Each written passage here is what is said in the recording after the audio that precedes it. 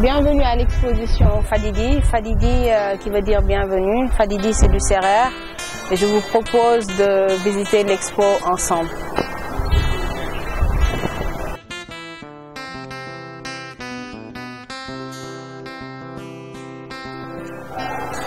Là, on retrouve une cuisine qui se trouve dans un couloir parce qu'à l'époque, il n'y avait pas de cuisine et à l'intérieur de cette cuisine, on a intégré les photos noires et blancs de ces belles femmes.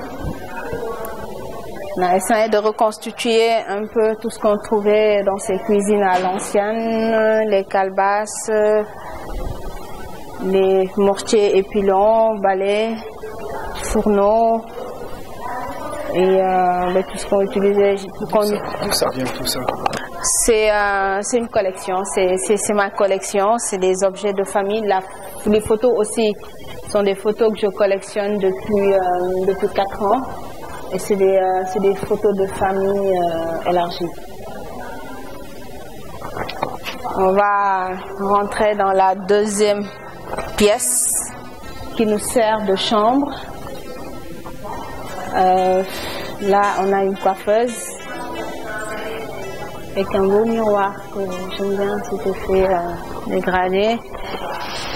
Une valise à l'ancienne, quelques tenues de collection, des photos de belles femmes qu'on retrouve aussi un peu partout. Cette femme avec ses bijoux,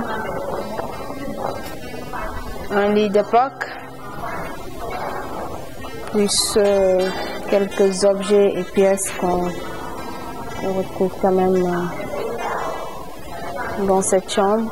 Fadidi, qui est un concept bien défini avec des textes à l'appui, avec des photos encadrées en qualité et aussi toute une collection de textiles, de nounous et l'autre collection très ancienne d'indigo, teint au patin en préparation, nous vient de May Diop des ateliers Test de Saint-Louis et de la Camée de Saint-Louis qui est un conservatoire des métiers qui est basé à Saint-Louis, au nord du Sénégal.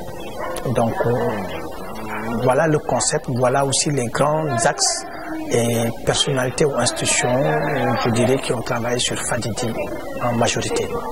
Mais ce qu'on peut apprendre, c'est sublimer nos réalités, prendre le temps de donner un peu plus de souffle à ce qui s'est passé dans la vie de nos ancêtres. On peut le faire à travers le design, la photographie, le textile. On a tellement d'histoires à raconter comme ça que c'est un engagement qu'on porte.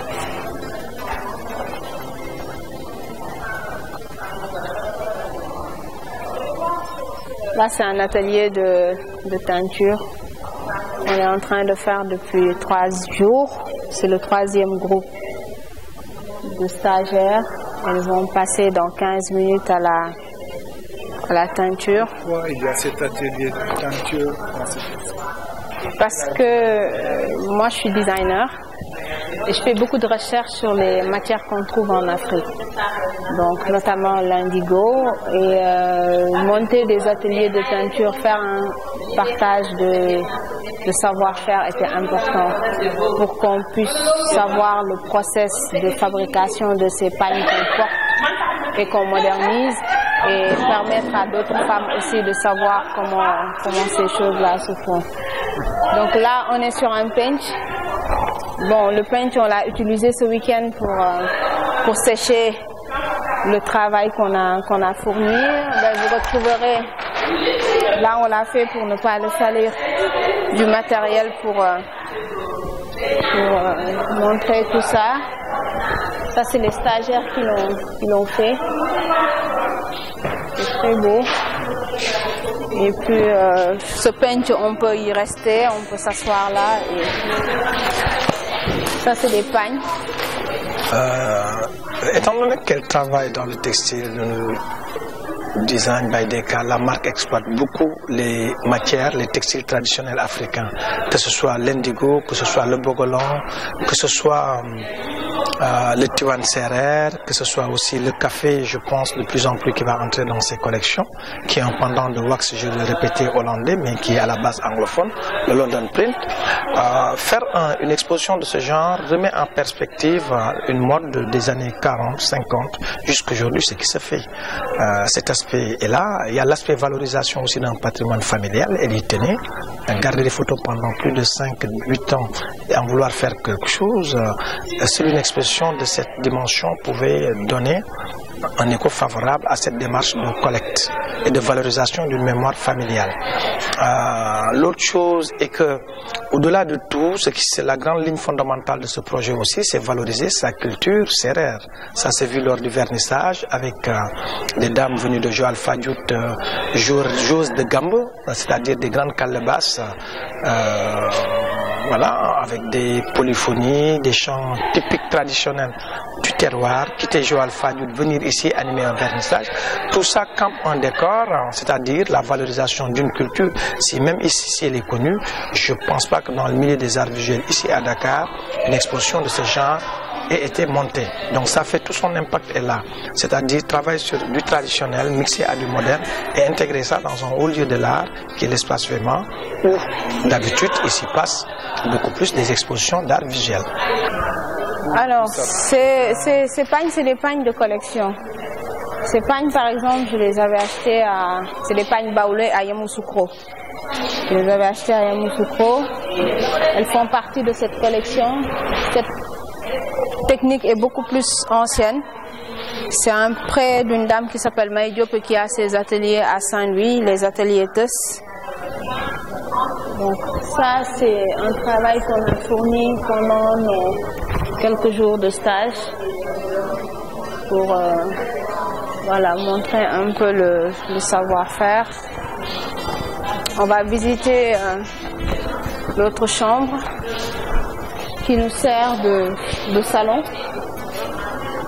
Un salon où on peut se poser et puis faire beaucoup de choses. C'est très beau. Et puis, on retrouve des objets très anciens. Oui, tout à fait. Tout à fait. Ça, c'est pareil, des photos de femmes. On retrouve ma photo bébé. Elle est là. Elle est là. Là, c'est vous. Oui, c'est moi. C'est moi. Les photos sont collectionnées, comme je l'ai dit, par Nono Diouf. C'est des photos de sa famille. On retrouve les photos de sa maman, on retrouve des photos d'oncle, de grand-mère, d'arrière-grand-mère, de tante. Et c'est des photos qu'elle a collectionnées qui, comme toutes les photos de famille, avaient tendance à disparaître ou être en très mauvais état. Et depuis quelques années, elle les collectait, elle les gardait précieusement. Pareil, on retrouve des photos de femmes. Mais comment ces photos sont arrivées ici? Comment vous avez choisi ces photos? Comment vous avez fait la sélection de ces photos-là?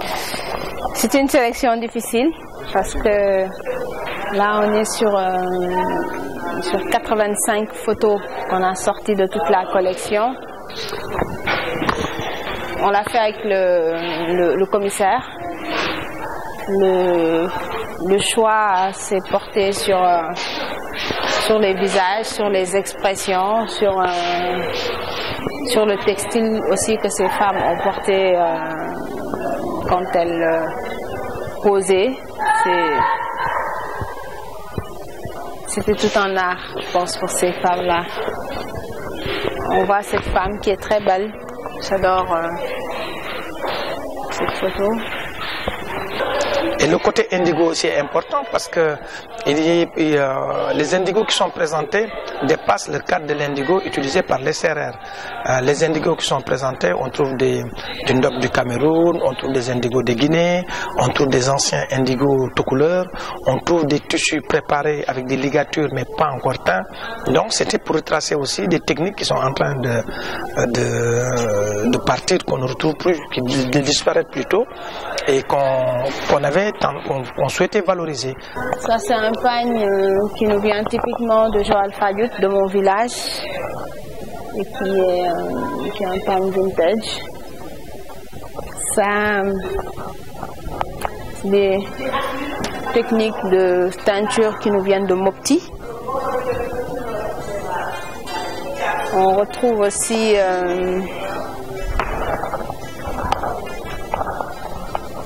ce pagne avec des designs extraordinaires. C'est un travail de patience. C'est fil par fil. Donc ça, c'est une installation de textile où on retrouve plusieurs sortes. Ça a l'air très ancien. Ouais. Plusieurs sortes de pagnes. Quelle date? Bonne question.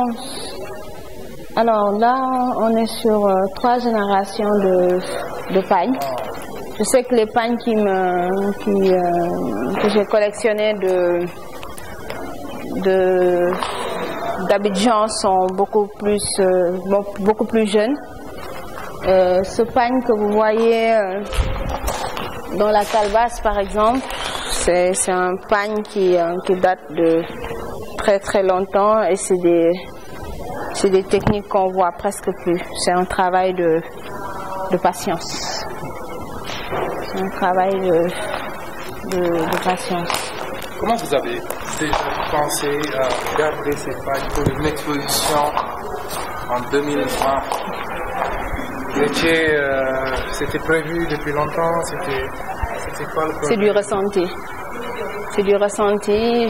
J'achetais les pagnes, je collectionnais les photos, je faisais le tour, je gardais, je regardais. C'est du ressenti. Ce qui vous a inspiré à penser à cette... C'est raconter l'histoire de nos peuples à travers le design, la photographie. C'est aussi sublimer nos réalités.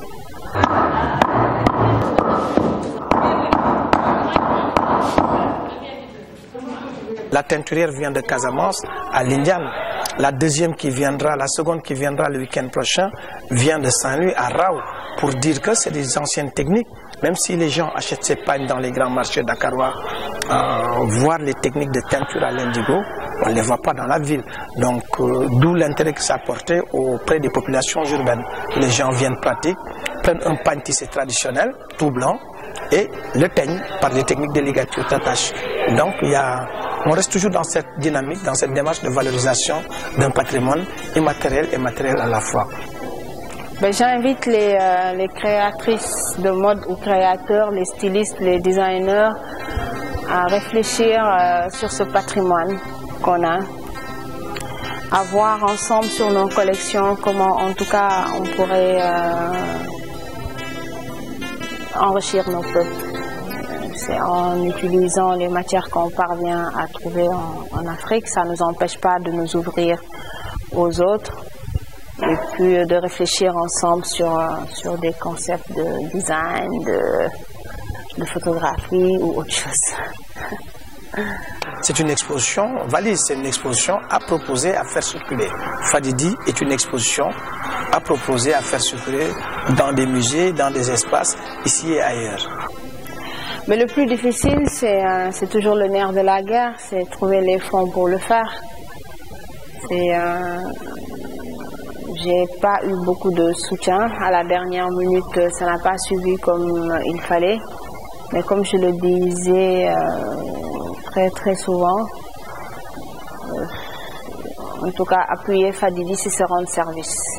Parce que c'est un devoir de mémoire, les photos ne sont pas destinées à la vente. C'est de montrer une partie du patrimoine de cette Afrique à travers la photographie et le design. C'est des photos généralement de la culture sérère. Et à travers ça, oui, on se fait plaisir. C'est pas évident, mais au finish, je suis très contente de l'avoir fait.